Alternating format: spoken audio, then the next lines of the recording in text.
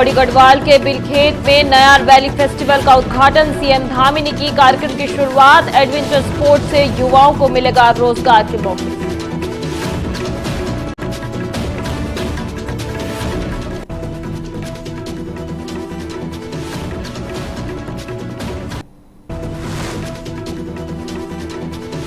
देहरादून में सीएम धामी ने राज्यपाल से की शिष्टाचार मुलाकात। लोक भवन में हुई मुलाकात। राज्य के विकास और योजनाओं पर हुई चर्चा।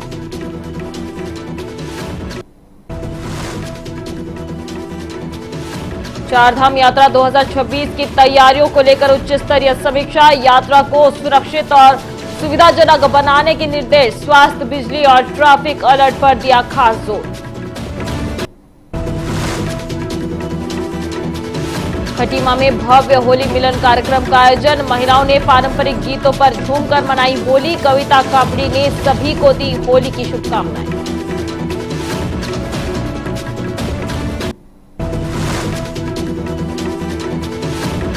देहरादून में कांग्रेस कार्यालय में भी दिखी होली की धूम। नेताओं और कार्यकर्ताओं ने गुलाल और होलियार गीतों पर किया डांस।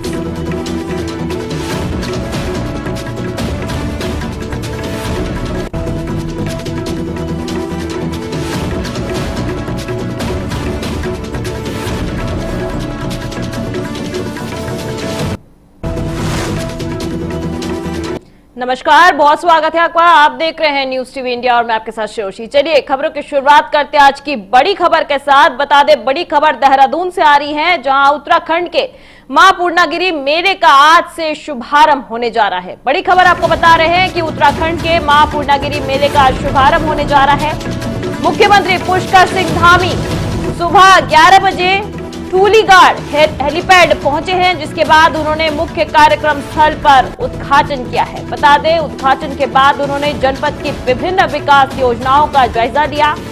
इसके बाद वो टूलीगाड़ से लोहाघाट के लिए रवाना होंगे। इसके बाद निर्माणाधीन महिला स्पोर्ट्स कॉलेज और स्टेडियम का निरीक्षण करेंगे। बड़ी खबर आपको बता रहे हैं, आज से उत्तराखंड का मां पूर्णागिरि मेले का आज से शुभारंभ होने जा रहा है। वहीं इस मौके पर विकास कार्यों की भी समीक्षा होगी, जिसके बाद वो रामलीला मैदान में काली कुमाऊं होली रंग महोत्सव में शामिल होंगे। जिसके बाद शाम को मुख्यमंत्री खटीमा उधम सिंह नगर के लिए रवाना होंगे। बता दें, मेले में सीएम की उपस्थिति से कार्यक्रम और विकास कार्य को नई गति मिलेगी और स्थानीय लोगों को दशकों से चलते आ रही ये उत्सव और विकास का रंग देखने को मिलेगा। बड़ी खबर आपको बता रहे हैं, आज से उत्तराखंड के मां पूर्णागिरि मेले का शुभारंभ होने जा रहा है। मुख्यमंत्री पुष्कर सिंह धामी इस कार्यक्रम का उद्घाटन करेंगे।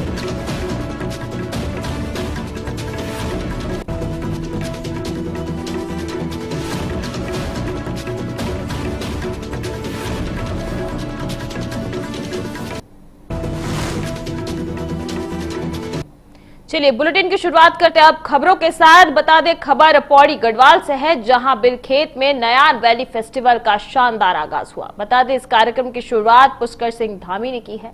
इस मौके पर सतपाल महाराज, विधायक राजकुमार पौड़ी और जिलाधिकारी स्वाति एस भदौरिया भी मौजूद रही। बता दें, बड़ी संख्या में स्थानीय लोग भी कार्यक्रम में शामिल हुए हैं। वहीं महिलाओं ने पारंपरिक कपड़ों में मेहमानों का स्वागत किया। पूरे क्षेत्र में खुशी का माहौल देखने को मिला। मुख्यमंत्री ने अलग अलग विभागों द्वारा लगाए गए स्टॉल देखे और योजनाओं की जानकारी ली। इसके साथ ही महिला एवं समाज कल्याण विभाग के लाभार्थियों को किट और दिव्यांग उपकरण भी बांटे गए। बता दें, कार्यक्रम में paragliding, hot air balloon, mountain biking और जिप लाइन जैसे एडवेंचर गतिविधियों की शुरुआत भी की गई है। मुख्यमंत्री ने कहा कि नयार घाटी को एडवेंचर टूरिज्म हब के रूप में विकसित किया जाएगा। यहां युवाओं के लिए रोजगार के नए मौके तैयार किए जाएंगे। इस दौरान जिलाधिकारी ने कहा कि यह फेस्टिवल पर्यटन को नई पहचान देगा और पर्यटकों को बेहतर सुविधा देने पर खास ध्यान रहेगा। पूरा करेंगे और इसके पीछे नयार वैली महोत्सव जो 3 दिन का यहाँ पर हो रहा है, इसके पीछे उद्देश्य यही है कि इस क्षेत्र में, क्योंकि प्राकृतिक रूप से बहुत अच्छा यहाँ का परिवेश है और हर प्रकार से यहाँ पर हरा भरा भी है और साहसी पर्यटन की बहुत संभावना यहाँ पर है।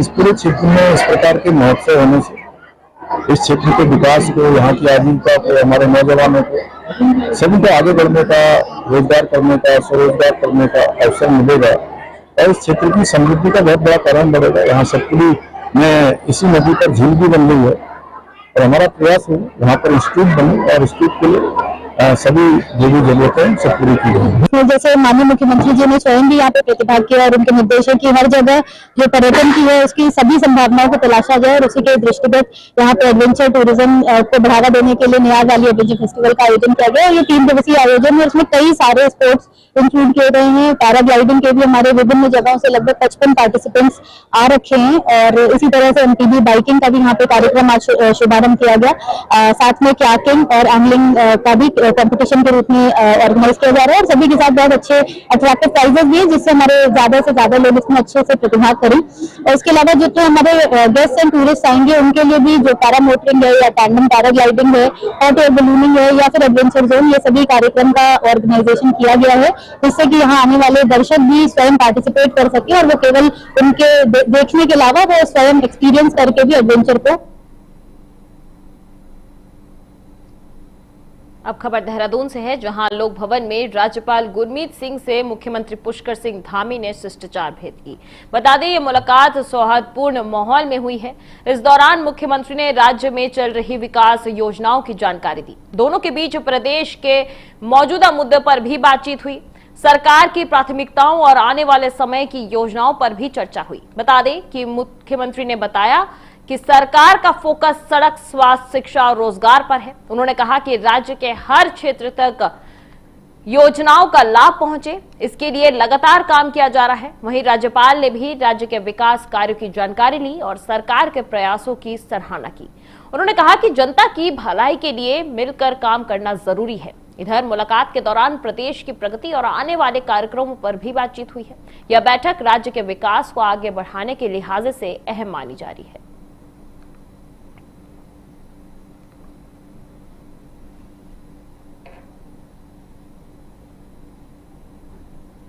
चारधाम यात्रा 2026 की तैयारियों को लेकर एक बड़ी बैठक हुई है देहरादून में। बता दें कि मुख्य सचिव आनंद वर्धन ने अधिकारियों के साथ समीक्षा की और साफ निर्देश दिए कि यात्रा सुरक्षित, आसान और तकनीक से जुड़ी होनी चाहिए। बैठक में कहा गया कि केदारनाथ और बद्रीनाथ रूट पर स्वास्थ्य सेवाएं बेहतर हों, रास्ते में अस्पताल, एम्बुलेंस और मेडिकल टीम पूरी तरह तैयार रहें, साथ ही बिजली की सप्लाई बिना रुके चलती रहे, इस पर भी जोर दिया गया।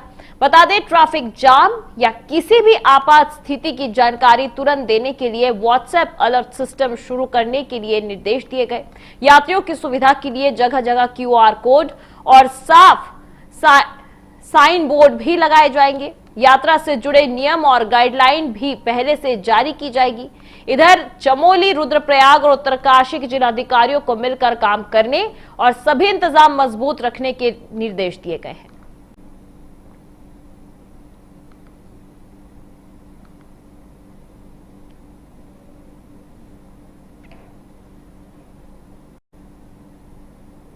रंगों का त्योहार होली आने वाला है और इसी खुशी अब हर जगह देखने को मिल रही है। बता दें, खटीमा में होली मिलन कार्यक्रम का भव्य आयोजन किया गया।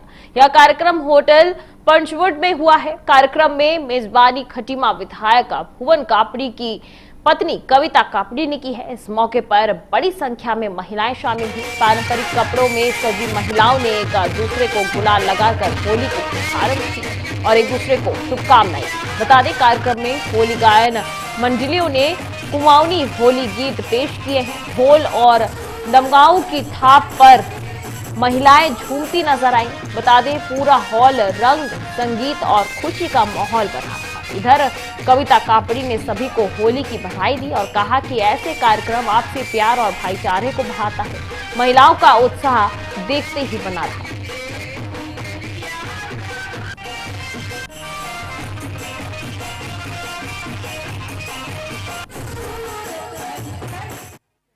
त्योहार है और हम लोग इस त्योहार को अपने के साथ बनाते हैं और हर जगह से बनाते हैं तो यहाँ पे कुमाऊं होली भी होती है, नवरात्रि होली भी होती है, चालीस जाति के लोग भी यहाँ पर आते हैं। तो हमारा रहता है कि हम सबको जो लोग हम देख पाते हैं हम सबको ही कुमाऊं होली जो हमारी इस क्षेत्र की सबसे प्रसिद्ध होली है, जो लोग दूर दूर से यहाँ पर आके देखते हैं या फिर उन्हें बुलाते हैं। तो हमारा कहना है कि हम आपसी भाईचारे को यहाँ पे दिखाना चाहते हैं कि हम लोग साथ मिलकर इस होली का त्योहार मनाएं। जाते होली में देखिए, होली में यही मेरे भगवान से प्रार्थना है कि हमारे इस प्रतिमा में आपसी प्रेम भाईचारा बना रहे, और ये वो होली जिस उद्देश्य को दिखाती है कि होली प्रेम और प्यार का है, वो उद्देश्य और वो प्यार। चलिए बढ़ते अगली खबर की ओर। खबर देहरादून से है, जहां उत्तराखंड कांग्रेस के प्रदेश कार्यालय में होली का त्यौहार धूमधाम से मनाया गया। बता दें, इस मौके पर प्रदेश अध्यक्ष गणेश गोदियाल, नेता प्रतिपक्ष यशपाल आर्या, चक्रात विधायक प्रीतम सिंह, हरक सिंह रावत और पूर्व प्रदेश अध्यक्ष करण महाराज समेत कई वरिष्ठ नेता मौजूद रहे। इधर नेताओं और कार्यकर्ताओं ने एक दूसरे को गुलाल लगाया और पारंपरिक होलियार गीतों पर जमकर डांस किया। पूरे कार्यालय में खुशी और उत्साह का माहौल देखने को मिला। इस दौरान नेताओं ने प्रदेशवासियों को होली की शुभकामनाएं दी। उन्होंने कहा कि होली ऐसा त्यौहार है जो आपसी मतभेद खत्म करके भाईचारे को बढ़ाता है। हमें पुराने गीले शिकवे भुलाकर प्यार और एकता के साथ आगे बढ़ना चाहिए। साथ ही आगामी विधानसभा चुनाव को लेकर भी एकजुटता का संदेश दिया गया। इधर नेताओं ने कहा कि सभी मिलकर मजबूती से चुनाव की तैयारी करेंगे।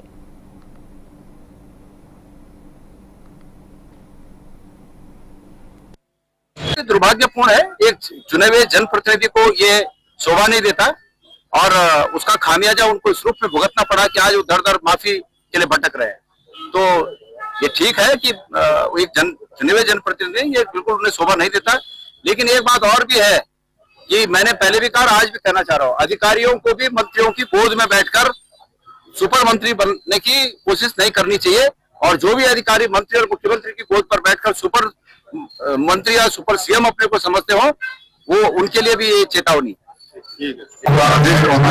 द्वारा यहाँ पर समारोह आयोजित किया गया है और सभी के साथ करने का काम करूँ। मैं इस अवसर पर प्रदेशवासियों को होली की बधाई और शुभकामनाएं देता हूँ। होली का त्योहार हमारे जीवन में नए आए और पुराने ना गिरी सूत्र भूल कर सब लोग बढ़ाने का काम। क्या बात है। रुक करते अगली खबर की ओर। खबर बेरीनाग से है, जहां कांग्रेस के राजीव गांधी पंचायत राज संगठन का 2 दिवसीय प्रशिक्षण कार्यक्रम शुरू हो गया है। बता दें, कार्यक्रम गंगोलीहाट विधानसभा के बेरीनाग में आयोजित हो रहा है। प्रशिक्षण में संगठन के राष्ट्रीय अध्यक्ष दीपक राठौर और मास्टर ट्रेनर विजेंद्र नरवाल मौजूद रहे। दोनों ने कार्यकर्ताओं और पंचायत प्रतिनिधियों को विस्तार से जानकारी दी। इस दौरान शिविर में बताया गया कि गांव स्तर पर योजनाओं को सही तरीके से कैसे लागू किया जाए, पंचायत की भूमिका क्या है और लोगों तक सरकारी योजनाओं की जानकारी कैसे पहुंची जाए, इस पर खास जोर दिया गया। साथ ही संगठन को मजबूत बनाने और गांव-गांव तक संपर्क बढ़ाने की बात कही गई। नेताओं ने कहा कि स्थानीय नेतृत्व को मजबूत करना बहुत जरूरी है, इससे लोकतंत्र और मजबूत होगा और लोगों को सीधा फायदा मिलेगा। इस मौके पर पूर्व दर्जा राज्य मंत्री खजान गुड्डू, पूर्व विधायक ललित फरसवाण और जिलाध्यक्ष मुकेश पंत सहित कई नेता मौजूद रहे।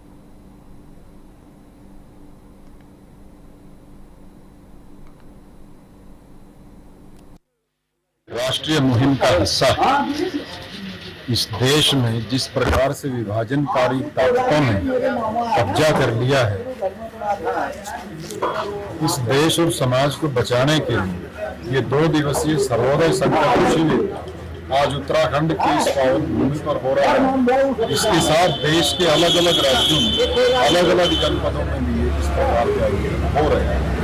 इन शिविरों का उद्देश्य वो कांग्रेस पार्टी की सर्वोदय की विचारधारा का प्रचार प्रसार करना और जो ग्रास रूट स्तर के लीडर्स, उन लीडर्स को कांग्रेस की विचारधारा के साथ, सर्वोदय की विचारधारा के साथ जोड़ना और इस देश को बचाना इसका उद्देश्य।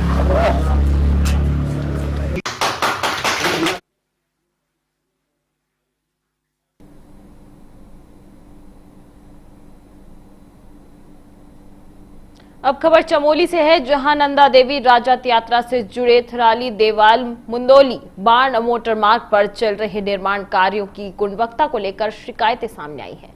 इसके बाद लोक निर्माण विभाग के अधीक्षण अभियंता राजेश चंद्रा ने मौके पर पहुंचकर सरप्राइज इंस्पेक्शन किया।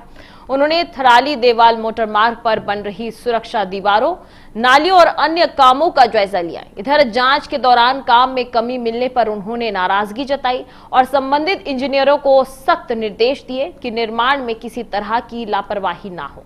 खासतौर पर मंदरडोन क्षेत्र के पास बन रही सुरक्षा दीवारों पर उन्होंने चिंता जताई। उन्होंने कहा कि पहले साइट का सही सर्वे किया जाएगा, जिसके बाद पहाड़ की कटिंग और पक्का निर्माण होगा ताकि बरसात में लोगों को दिक्कत ना हो। इधर ठेकेदार द्वारा टेंडर सबलेंड करने की शिकायत भी की गई है और साथ ही जांच के आदेश दिए गए हैं। उन्होंने साफ कहा कि विभाग की अनुमति के बिना ऐसा नहीं किया जा सकता।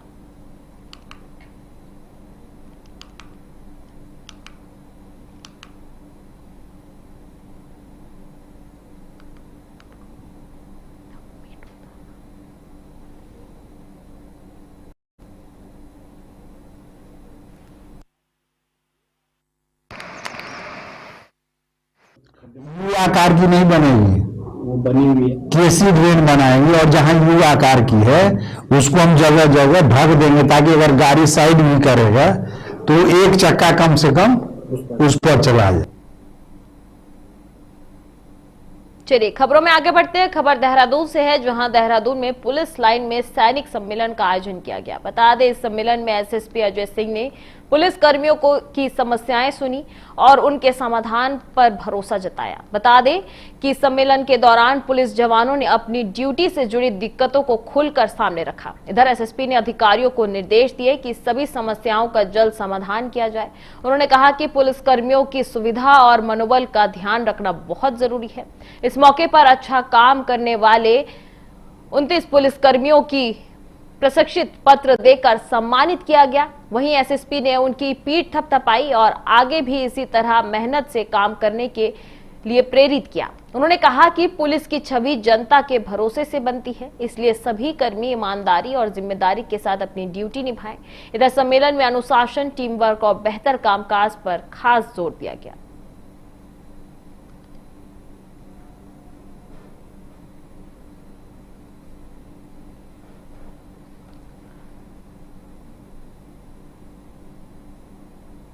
रुक करते अगली खबर की ओर। खबर देहरादून से है, जहां मासिक अपराध गोष्ठी का आयोजन किया गया, जिसमें एसएसपी अजय सिंह ने सख्त रुख दिखाया है। बता दें, बैठक में सभी थाना प्रभारियों को साफ निर्देश दिए गए हैं कि लापरवाही बिल्कुल बर्दाश्त नहीं होगी। एसएसपी ने कहा कि ऑपरेशन क्रैकडाउन के तहत सत्यापन अभियान तेज किया जाए, किराएदार, मजदूर और संदिग्ध लोगों की जांच लगातार हो। वहीं वंचित और इनामी अपराधियों को पकड़ने के लिए विशेष टीम बनाई गई है। वहीं जघन्य अपराधों में तुरंत कार्रवाई करने और कोर्ट में मजबूत पैरवी करने पर भी जोर दिया गया है। इधर गैंगस्टर एक्ट के तहत संगठित अपराधियों की अवैध संपत्ति जब्त करने की तैयारी के निर्देश दिए गए हैं। इधर रमजान और होली को देखते हुए पीस कमेटी की बैठकें करने और सुरक्षा इंतजाम पुख्ता रखने को कहा गया है। वहीं चेक पोस्ट पर सख्त चेकिंग और स्कूल समय में पुलिस की मौजूदगी बढ़ाने के भी आदेश दिए गए।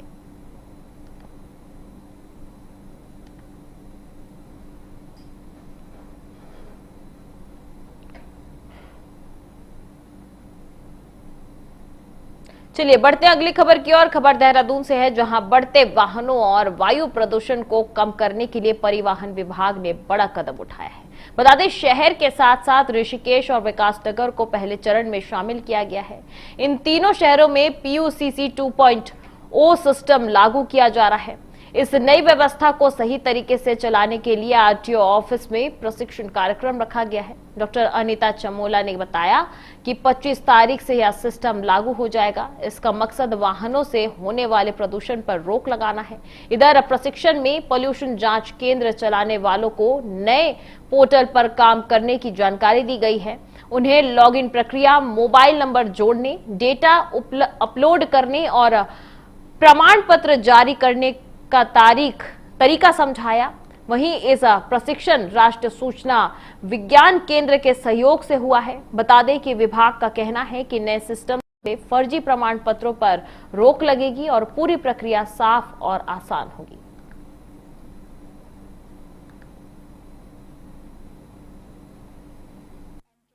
क्लीन एयर प्रोग्राम के तहत तो उत्तराखंड की 3 शहरों को, काशीपुर है, ऋषिकेश और देहरादून, ये नॉन अटेनमेंट सिटीज के अंतर्गत हैं, जिसको कि जहां पर एयर पोल्यूशन की मॉनिटरिंग होती रहती है।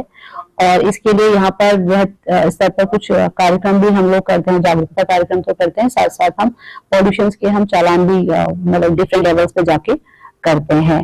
तो अभी जो पूरा उत्तराखंड के स्तर पर जितने भी पॉल्यूशन सेंटर संचालित हैं वो अभी वाहन से इंटीग्रेटेड हैं और ओल्ड वर्जन पर वो चल रहे थे, जिसमें कि कोई ऐप या मोबाइल इंटरफेस इस तरह का नहीं था, कोई जियो फेंसिंग वगैरह नहीं थी, केवल पोर्टल पे जाके लॉगिन करके हम वाहन की पॉल्यूशन को कर सकते थे। अभी रिसेंटली ये इसका PUCC का जो है 2.0 वर्जन लॉन्च हुआ है और हमारे यहाँ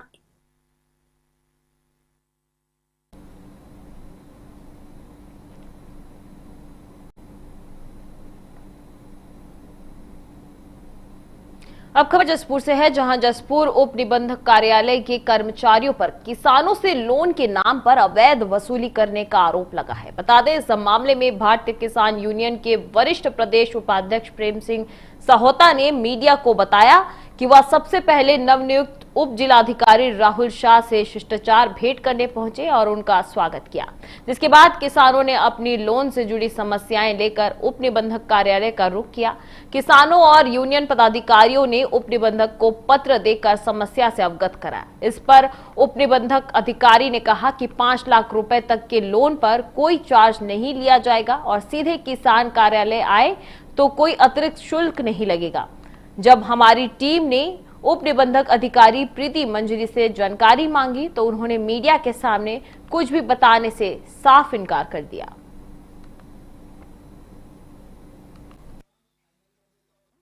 और आज हमारी यहाँ पर कल की रणनीति बन रही थी, कल महापंचायत की, तो किसानों द्वारा शिकायत आई थी कि कुछ एक्स्ट्रा शुल्क लिया जा रहा है। तो उस विषय में रजिस्ट्रार महोदय से मिले थे और वो सारी जो समस्या है उन्हें बताई गई और उन्होंने आश्वस्त किया कि 5 लाख तक के लोन पर कोई शुल्क नहीं है और उससे ऊपर है वो स्टाम्प लगता है 100 रुपए का, जितना ऊपर होगा तो वो सारी स्थिति साफ हो गई।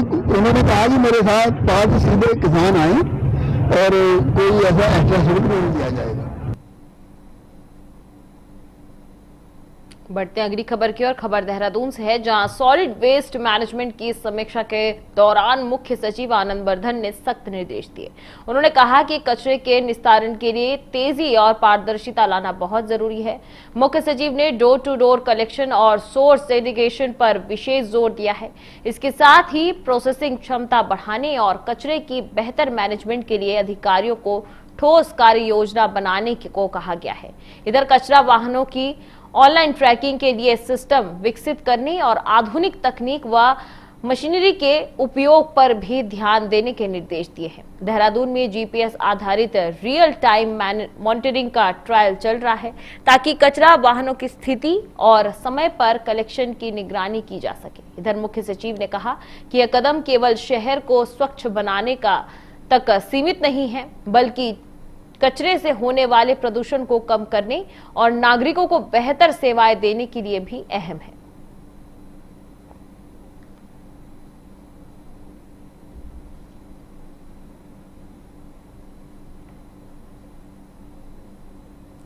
चलिए बढ़ते अगली खबर की ओर। अगली खबर विकासनगर से है, जहां पंचवादून क्षेत्र में अवैध खनन और स्टोन क्रशर को लेकर बड़ी समस्या सामने आई है। कहा जा रहा है कि खनन विभाग के अधिकारी इस पर ध्यान नहीं दे रहे हैं।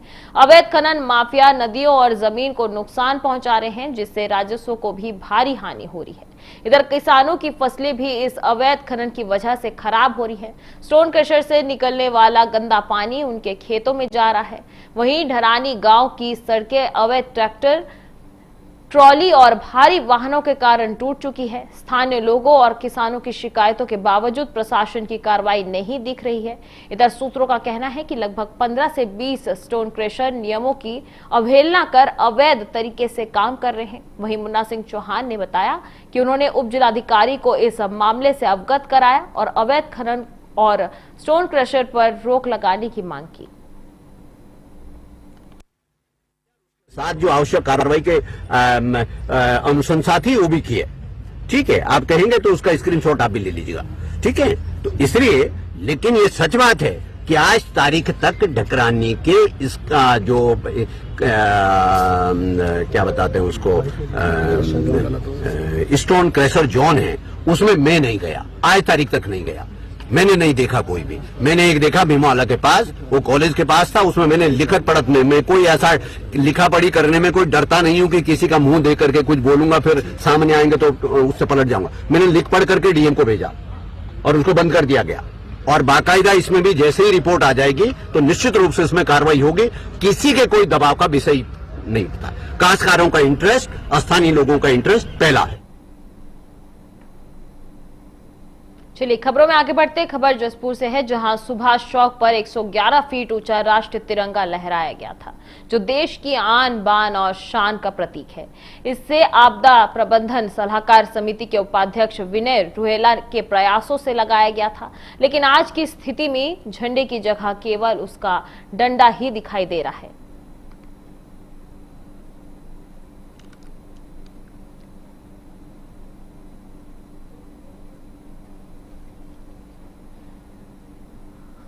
हमारी टीम क्षेत्रवासियों से इस बारे में राय ली। वहीं स्थानीय लोग और सामाजिक संगठन और राजनीतिज्ञों ने इस पर नाराजगी जताई है। उन्होंने कहा कि जसपुर विधानसभा क्षेत्र की शान को नुकसान पहुंचता है।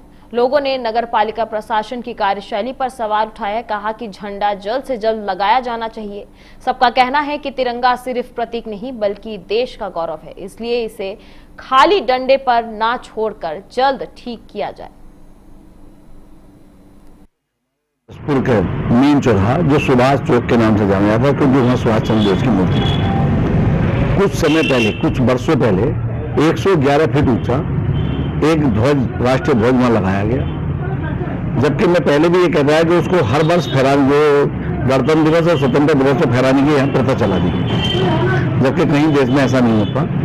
और वो हर बार फहराने में वहाँ दिक्कत आती है और फहराने के तुरंत ही बाद उस पर हटा दिया जाता है, वो डंडा ही डंडा खड़ा हो जाता है। ना तो वो वहाँ राष्ट्रीय ध्वज ही रहता है और ना ही वो सुभाष चौक ही कहलाता है। अब वो डंडा चौक हो गया और उसकी जो केयर टेकर इस टाइम को जिसकी देखरेख में है, क्योंकि वो नगर पालिका को सौंप दिया गया और नगर पालिका की जिम्मेदारी बनती है कि वहाँ ध्वज हर समय फहराया जाना चाहिए, लेकिन ऐसा होता नहीं है। लेकिन मैं कहना चाहता हूँ एसडीएम महोदय से और ईओ से कि इसको संज्ञान लें और इस पर तुरंत इसको ध्वज लगाया जाए। बिल्कुल ही निकम्मेपन पे आया हुआ है। ये तिरंगा माननीय रुहेला जी ने लगवाया था और ये बार बार उसे उतार दिया जाता है। अब झंडे की जगह डंडा खड़ा है। एक तिरंगा जो है देश का सम्मान है और ये झंडा लगातार लहराता रहना चाहिए। ये जो क्षेत्रवासियों का जो मान था वो एक अब डंडा खड़ा है, तो इसलिए वो बहुत ही दुर्भाग्यपूर्ण है कि या तो उस पर तिरंगा लगातार वो तो 24 घंटे लहराता है और ये वहाँ तुरंत लगना चाहिए, वो हटना नहीं चाहिए, वो तुरंत बदला जाए और एकदम अगर फट भी गया तो दोबारा दूसरा लग जाए और तुरंत वो लहराता रहना चाहिए। ये देश की शान है तिरंगा हमारा। अब तो डंडा खड़ा है केवल और उसमें तिरंगा नहीं है, यही एक दुर्भाग्य है और ये तुरंत लगना चाहिए। ये नगर प्रशासन, इसमें निकम्मापन है जो नगर प्रशासन का, और उन्हें तुरंत लगाना चाहिए नगर प्रशासन को इस तिरंगे को। उसे डंडे के रूप में नहीं खड़ा रहना चाहिए, वो तिरंगा हमेशा लहराता रहना चाहिए। ये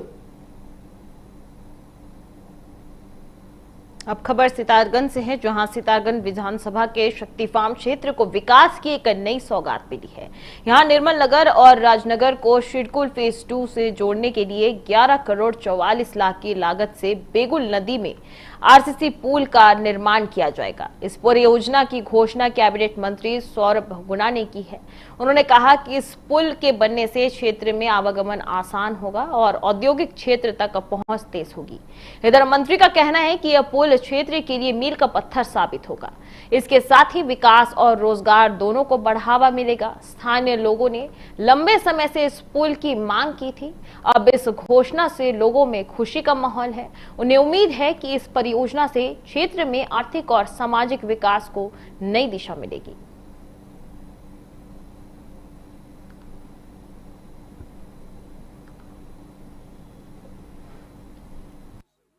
सितारगंज के जो विकास की योजना है, जो चुनाव में हमने लोगों को वादा किया था, वो अपने इन 5 वर्षों के कार्यकाल में पूर्ण करके धरातल पे उतारी जाए। मैं विधानसभा सितारगंज के शक्तिकांत एरिया को बधाई देता हूँ कि एक बहुत बड़ी योजना जो 11 करोड़ 40 लाख की पुल की योजना हमने वादा करी थी, जो निर्मल नगर राजनगर के बीच से एक्वा पार्क को कनेक्ट करेगी, हमारे ब्लॉक, हमारे डिग्री कॉलेज, हमारे सिटी को कनेक्ट करेगी। उसका जियो हो चुका है, उसका टेंडर हो चुका है और मैं मुख्यमंत्री जी का धन्यवाद करता हूं जिन्होंने सितारगंज के जितने भी प्रपोजल जाते हैं उनको जल्द से जल्द स्वीकृति लाने में अपना योगदान दिया, इसलिए उनका बहुत बहुत धन्यवाद है। अब खबर हरिद्वार से है, जहां कनखाल थाना क्षेत्र में देर रात एक बड़ा हादसा हुआ। यहां गीता टेंट हाउस में आग लग गई, जिससे पूरे टेंट हाउस का सामान जलकर राख हो गया। बताया जा रहा है कि आग शॉर्ट सर्किट की वजह से लगी। आग इतनी तेज थी कि आसपास के लोग डर गए और हड़कंप मच गया। इधर फायर डिपार्टमेंट को सूचना मिलने के बाद मायापुर स्टेशन से 3 गाड़ियां मौके पर भेजी गई।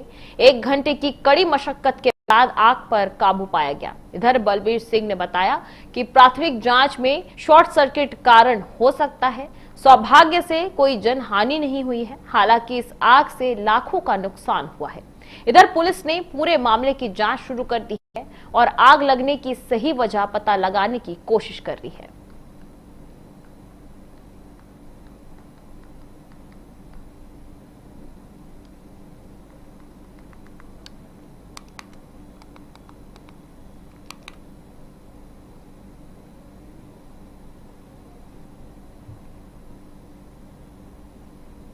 तो फिलहाल मेरे साथ इस बुलेटिन में इतना ही। आगे की देश दुनिया की तमाम खबरों के लिए आप देखते रहिए न्यूज़ टीवी इंडिया। नमस्कार।